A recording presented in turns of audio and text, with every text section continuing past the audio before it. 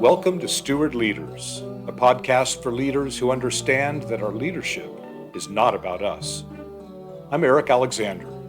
In these conversations, we explore what it means to lead as stewards, living our leadership for something bigger than ourselves. Listeners, thanks for joining us today, and hello to you too as well, Scott Dueser. I'm so grateful you've made time for a Steward Leaders conversation. It's certainly my pleasure to be with you today, and I appreciate the opportunity to do it. I'm grateful you're here, listeners. You're going to enjoy this. Let me tell you a little bit about Scott. He's what I would call a Texas banking icon. I didn't tell him I was going to call him that, but as a former banker with a fraction of the years of experience, I can tell you the perspective that I have and from around the state about Scott and his bank. He's been in banking, I think, 55 years. He told me 50 years last month at First Financial in Abilene, Texas, where he's been in the leadership. You were in the CEO seat for like 36 of those years. If I did the math right. Yes. And chairman now, executive chairman. And let me just tell you a little bit about the bank. Last I checked, about 15 billion in assets. And a few more things from his bio. Texas Tech graduate back in the mid-70s, and then later came back in a prominent leadership role in the Board of Regents. Also, Southwestern Graduate School of Banking. You were in one of the earlier classes, graduate of 81. I was down there 2 weeks ago teaching the newer students. And if I'm remembering right, about 10 years ago or so, they honored you as a distinguished alumnus of that banking school. So, Scott, Right. So glad to have you. Good to be here. Anything you want to elaborate on about your background? No, you did a great job. I love this. If we say anything else, it becomes boring. I don't know. You were telling me an interesting story right before we got on about how you got into banking, where a bank It is president an sought you interesting. out and you ended up in a different role than you were thinking. You want to tell that story quickly? I will. Okay. I worked on a ranch in high school, and so we were doing a little bit of everything that you do on a ranch, but one of the things that we did a lot of is building fences. And I got a call my senior year in high school from the president of the bank, and he said, "Would you go to work for me?" And I immediately thought of air conditioning and and clean clothes. And I said, "Yes, I will." And I thought he'd call me because, I was top of my class. I was um, a good looking in those days and had a great personality, and that's not why he called me. He had been on the ranch and seen the fences we were building, and he wanted me to build fence for him. And so that's how I got in the business. Well, interesting story. I tell that in new employee orientation Mm, because this moral of that story is no matter how mundane you think a job is, do it with excellence because yes, somebody's watching. right. And I tell them here at the bank, somebody's watching Hmm. because they want to advance people that do a good job. And if you're Hmm. doing a great job, they want to advance. And that's a great story because Hmm. if I hadn't gotten that call, there's no telling what I'd be today. Right, And right. so it literally, I walked in the bank the first day and he said, "I'm going to make a banker out of you." And I've never worked anywhere else but a bank since then. That's great. Love that story. The seemingly mundane gets you toe in, teaches you about hard work. People are Mhm. paying attention. That's great. Love that. I want to talk a little bit more. You've been on my radar since I got into banking back at Happy, and First Financial, widely respected as a bank that a lot of other banks want to emulate. Earnings are hit regularly and historically strong. Your valuation multiples always so strong. So you've been in banking in a while, but you've not just been dabbling with it. You all have been, from my perspective, doing an amazing job taking care of clients and creating shareholder value. Scott and I most recently ran into each other at the conference in Dallas back, I think it was in April, where I Yes, it heard was. you speak. You gave a keynote on culture, probably some other topics in there too. Really captured my attention. We may talk a little bit about that in a second episode. I was also there at the conference, getting to participate in a panel discussion on bank M&A war stories, but getting to hear you in a technical world talk about some of the less technical but super important aspects of leadership, aspects of banking, aspects of stewardship got my attention. I thought, we've got to have an extended conversation. That's cool because I loved your session because I learned so much from it. And as many acquisitions as I've done, there's always more to learn, There's always more to learn. especially It on the was a accounting side because it's That's constantly changing. It's constantly changing. And I'm very grateful we had a CPA on there. I'm a CPA, but somebody who's currently actively doing all the accounting side of the acquisitions. The part that fascinates me more is the people and the leadership and the deals and the integration and all the really hard, soft stuff that's vital for creating value. But It can be fun. here's what I'd like to talk about. I'd Okay. like to talk about stewardship in banking, especially for the leaders at the very top of the organization. And when I say in banking, it's because you've got over half a century in, that sounds like a long time when you say it that way. You've got a lot of Mhm. experience in leadership in banking. Of course, the principles you'll be talking about are applicable in any setting. But when I bring up stewardship, what does that mean to you? And then we'll explore a little bit about implications and applications in banking and bank leadership. Well, when you look at life, you're just a steward, and Mm, stewardship is an important part of it. We don't come in with anything, and we don't leave with anything. And think about that is we only are working with what we have, and it's not ours, really, even though we may say, oh, that's my assets, that's my balance sheet, or that's my bank. It's really not ours. We're a mhm, steward the whole time. And it's how we take what we've got and enhance it and make it better. mhm, And so, stewardship comes down to how we treat our customer service, how we look at our customers. You know, our smallest customer to me is as important as our largest customer. mhm. And you got to have both, Right. and you got to give them both great service. The other thing, being a steward is also the fiduciary duty that you have uh, to your customers, to your stockholders. We are huge on looking at what's best for our stockholders, not what's best for me, you know, but what's best for our stockholders, down the road. Is acquisition good for them? Is it not? And we look at, is it good for our customers? Is it good for the community? Is it good for our stockholders? And is it good for our employees?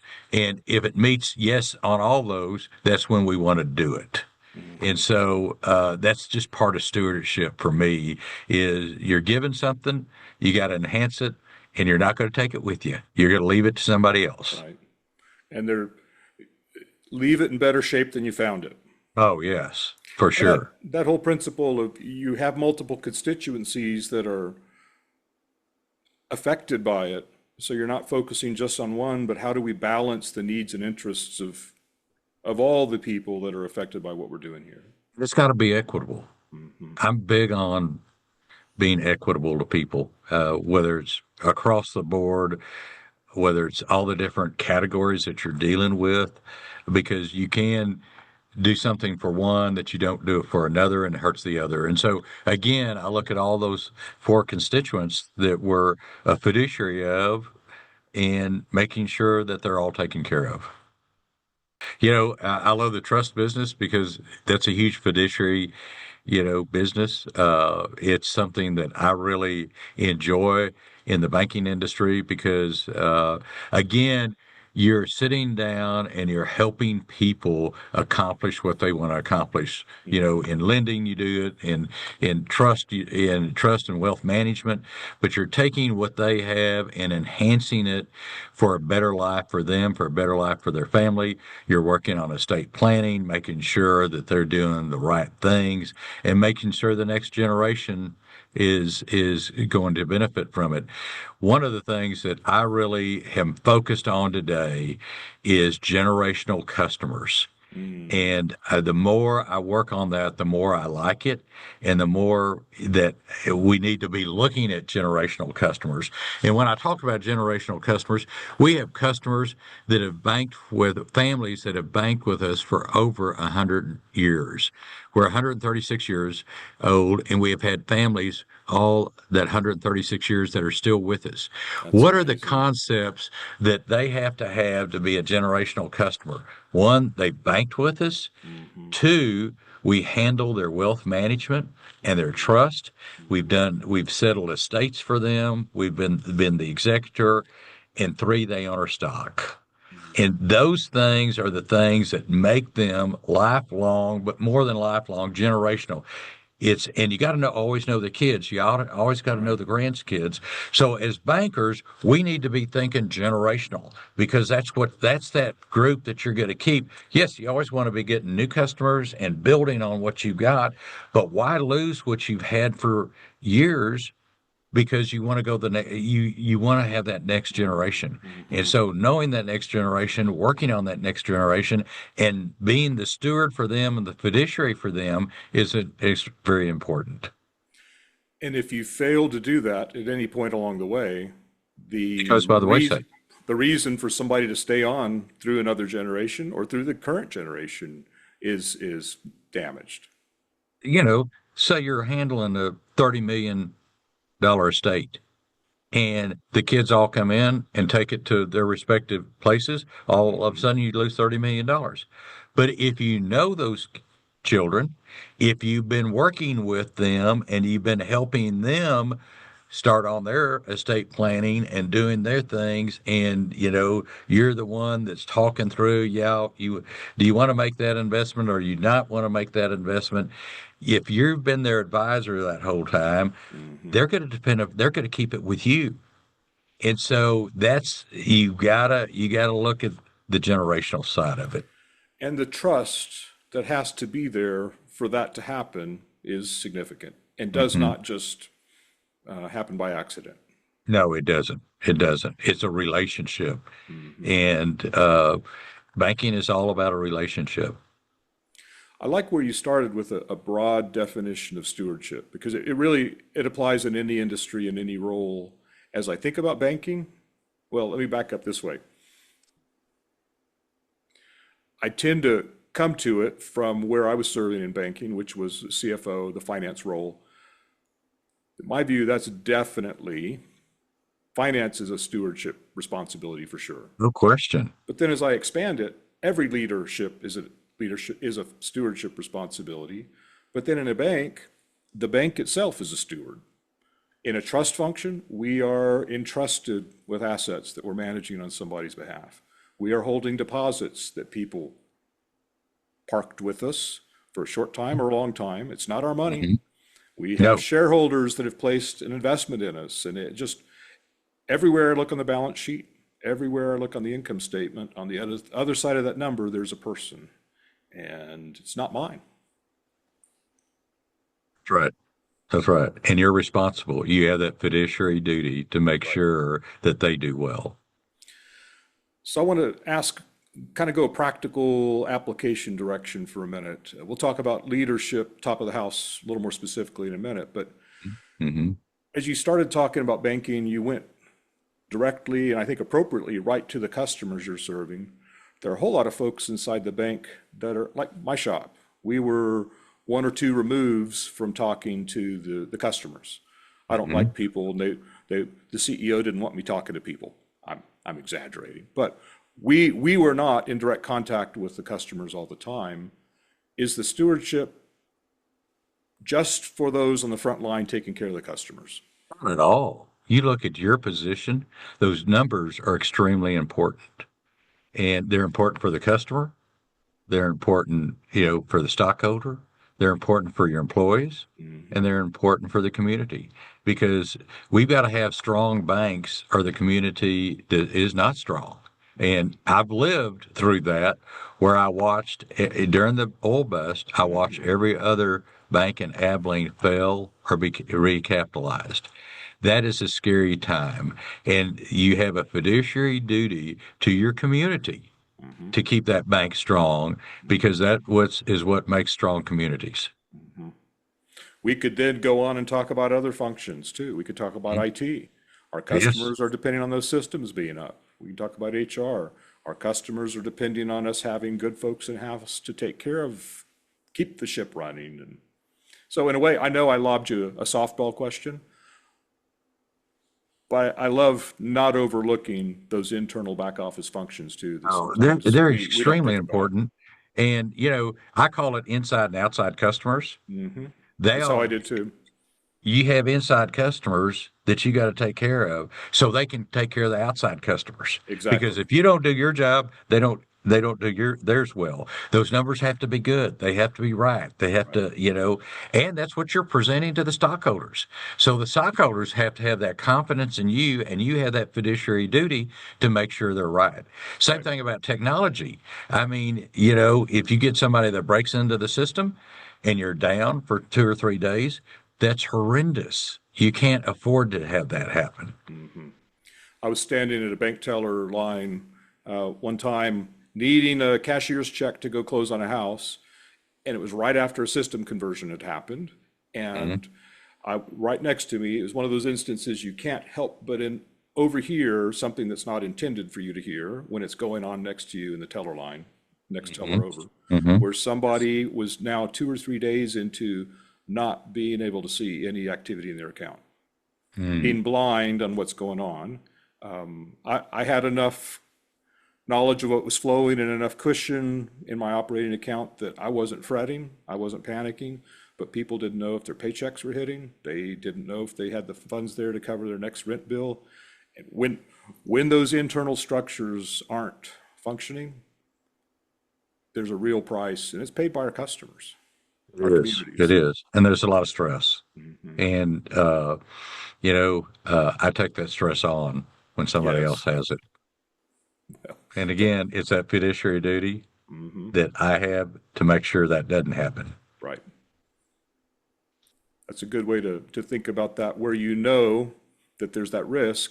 We need to be planning ahead and mitigating and not just scrambling when it hits. Hmm.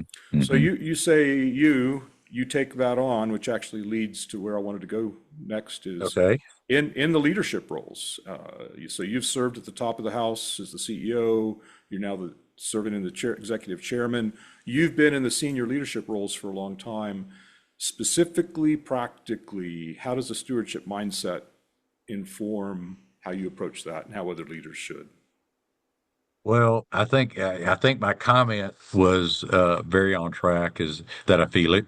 I tell my employees, if you don't think your job's on my shoulders, it is, and I wear it every day because I have to make sure we're doing the right things, or you're not going to be here.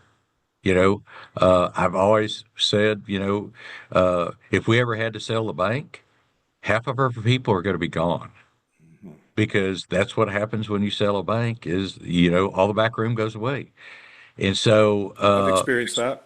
yes, Yes. yes. And so, the better we do, the less chance we ever have of being sold. And so, we're all on the same team to do that. And there are reasons to sell banks, and that there's a reason to build a bank up and sell it and make the money. And I think that's what y'all did. I think you did a great job of it at Happy, and I think you sold to a great company. It's a good So, outcome. and those things, that's the natural course of business for us. Being here 136 years, that's not something we have a young management team. Right. We want to keep going. Now, if you don't do well, that could change that. And if you're not returning to the stockholders, they're going to sell you. If they can have a better return by you being owned by somebody else or make a lot of money, and that's what we're about. That's that stewardship. Because if somebody walked into the bank today and said, "Hey, I'm going to pay you twice what the market's paying you today," yeah, I'd I'd have to I'd have to take it to the board, and we'd probably do that, but it would return a lot to our stockholders, just like Pat did to yours. You guys did a great job. A lot of people made a lot of money, A lot of people made a lot of money, a lot of wealth creation through the a years. lot of wealth creation.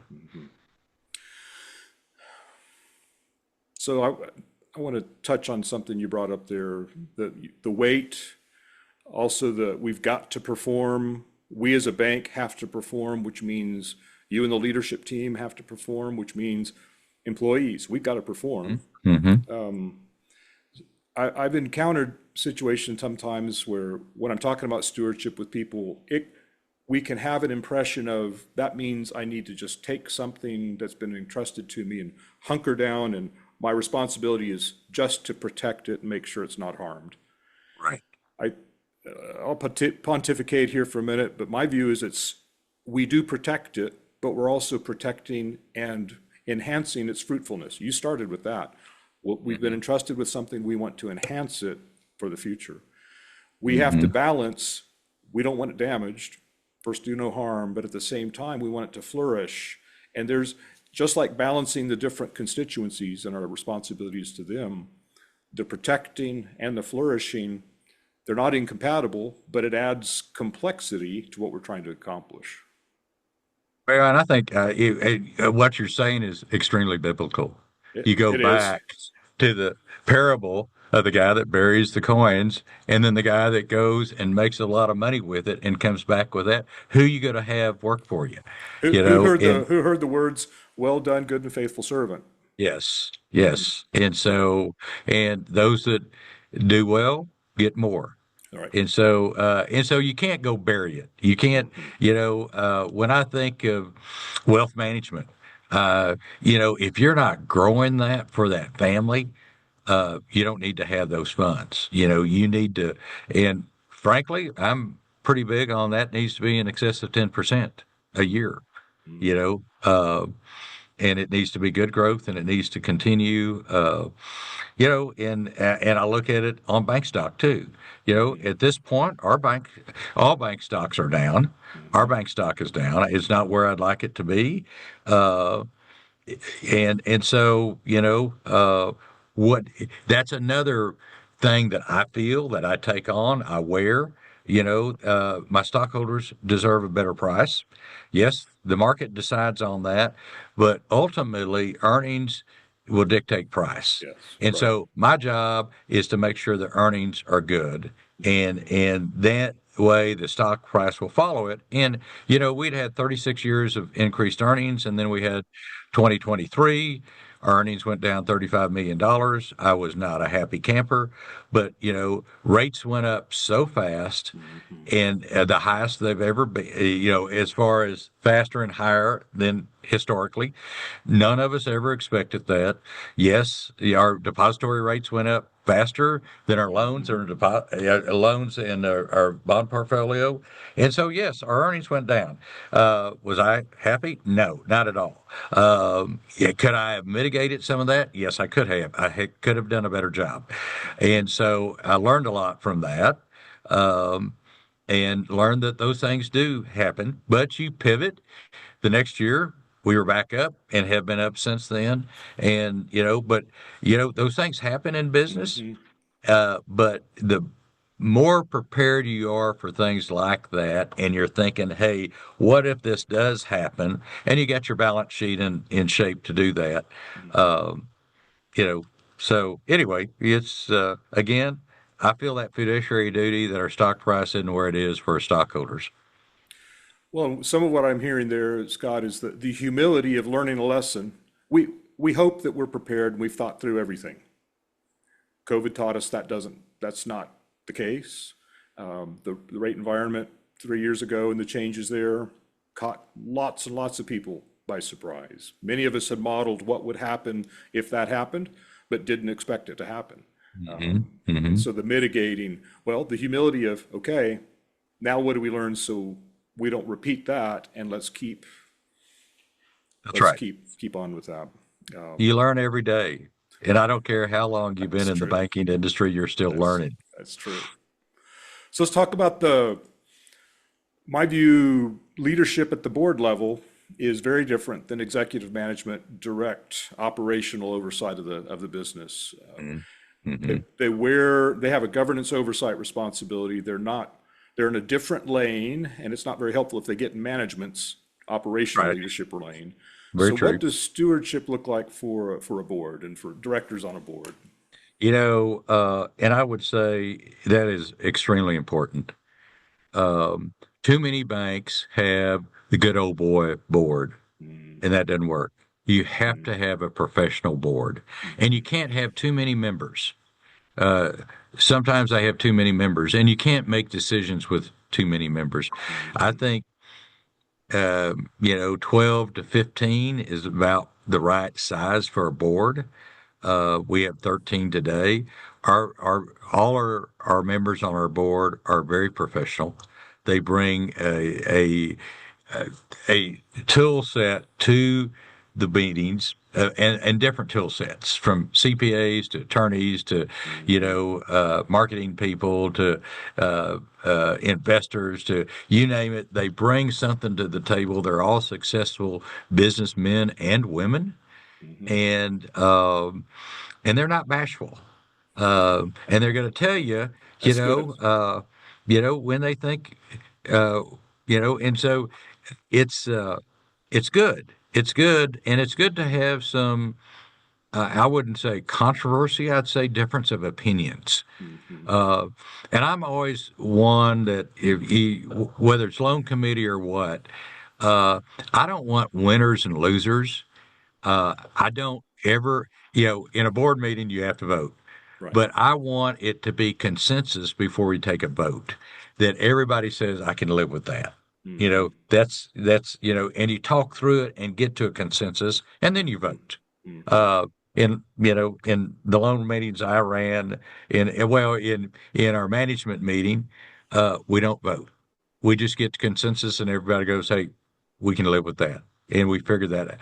That way, you don't have winners and losers, because you got people on different sides, and if they Right. can come together and decide on how it would work better, and that's why I love boards. I love loan committees. I love a management committee, because you get all those minds in one room, and people are thinking about it differently and come to the Yes. table with better solutions. Yes. So it's interesting. You said we want to end up with consensus, but you said we also we want to have controversy. I forget the words you Mhm. used, but Yes, we s- have to put the difference of opinions out there, yes. and then decide on what's best.